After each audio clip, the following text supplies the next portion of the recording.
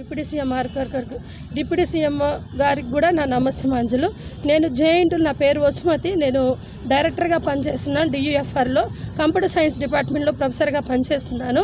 ఈరోజు నాకు జరిగిన అవమానము జీవితంలో ఏ ఉమెన్ ఫ్యాకల్టీకి కానీ ఉమెన్కి కానీ గర్ల్స్ స్టూడెంట్స్కి కూడా జరగద్దు. మా రిజిస్ట్రార్ జ్ఞానో వెంకటేశ్వర్లు ఆయన పేరు. ఆయన నిన్నటి మధ్యాహ్నం ఆయన 3 కార్లు వాడుకుంటున్నాడు, 3 డ్రైవర్లు వాడుకుంటున్నాడు. నేను ఒక డ్రైవర్ని ఇమ్మంటే నీకు యంగ్ డ్రైవర్ కావాలా అని పబ్లిక్లో 22 మంది డైరెక్టర్ల మధ్య నీకు యంగ్ డ్రైవర్ కావాలా లేదంటే 4 డ్రైవర్లు కావాలని అసభ్య పదజాలం వాడి నన్ను అసభ్యకరంగా మాట్లాడాడు. నేను రేపు డిప్యూటీ సీఎం గారికి రిప్రజెంటేషన్ ఇస్తానేమో అనుకొని నన్ను ఈరోజు మార్నింగ్ వస్తుంటే పోలీసు వాళ్ళు మెయిన్ గేట్ దగ్గర ఆపేశారు. నా కార్ అంతా చెక్ చేశారు.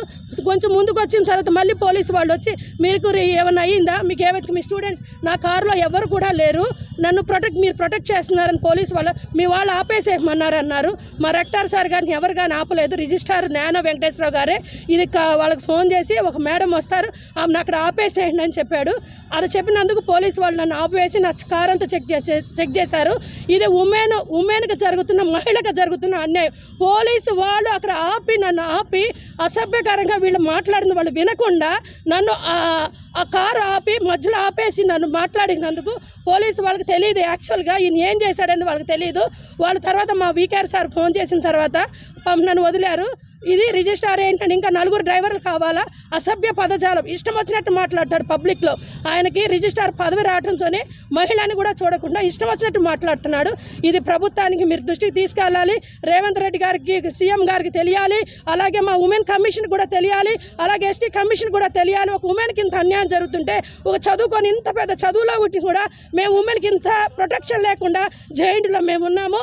ఇతని వల్ల మాకు థ్రెట్ కూడా ఉంది. ఇతని వల్ల మాకు చాలా థ్రెట్ ఉంది. ఇతను మమ్మల్ని చంపేస్తాడేమన్న భయంగా ఉంది నాకు. ఈరోజు పోలీసులనే పెట్టాడు, రేపు రౌడీని పెట్టి కూడా నన్ను చంపేస్తాడేమన్న భయం ఉంది. ఇతను ఇమ్మీడియట్గా గద్దె దించాలి. మీడియా మిత్రులు అందరూ నాకు హెల్ప్ చేయాలి. మీ మీడియా మిత్రులు అంతా చేయాలి. గవర్నమెంట్ కాంగ్రెస్ ప్రభుత్వంలో రేవంత్ రెడ్డి అన్న చాలా డైనమిక్గా చేస్తున్నారు. డిప్యూటీ సీఎం గారు చాలా డైనమిక్గా చేస్తున్నారు. మహిళలకు ఎంతో పెద్దపీట వేస్తున్నారు. మహిళలు ఎంతగానో గౌరవిస్తున్నారు. ఉచిత బస్సు ఇచ్చారు మహిళలకి. కానీ ఈ రిజిస్ట్రార్ పోలీసుల చేత చెప్పి నన్ను ఆపేశాడు. గవర్నమెంట్ ఉచిత బస్సు ప్రొవైడ్ చేసిన మహిళలకి ఈ రిజిస్ట్రార్ పదవిలో ఉండి పౌర అహంకారం చూసుకొని మహిళలు కూడా చూడకుండా పోలీసులతో ఆపిచ్చేసి నన్ను గందరగోళం చేశాడు. దీన్ని నేను ప్రభుత్వానికి తీసుకెళ్లాలనుకుంటున్నా. మీ మీడియా మిత్రులందరూ కూడా నాకు సహాయం చేయాలని కోరుకుంటూ నా విన్నపాన్ని ప్రభుత్వ దృష్టి తీసుకెళ్లాలని కోరుకుంటున్నాను. Thank you. నేను ఎస్టీ ప్రొఫెసర్ సార్. నేను అసలు ఏమి చేయను సార్. అసలు మాట్లాడకుండా చేస్తామని ఇలా చేస్తున్నాను సార్. నేను అసలు పిహెచ్డీ కూడా అయింది సార్.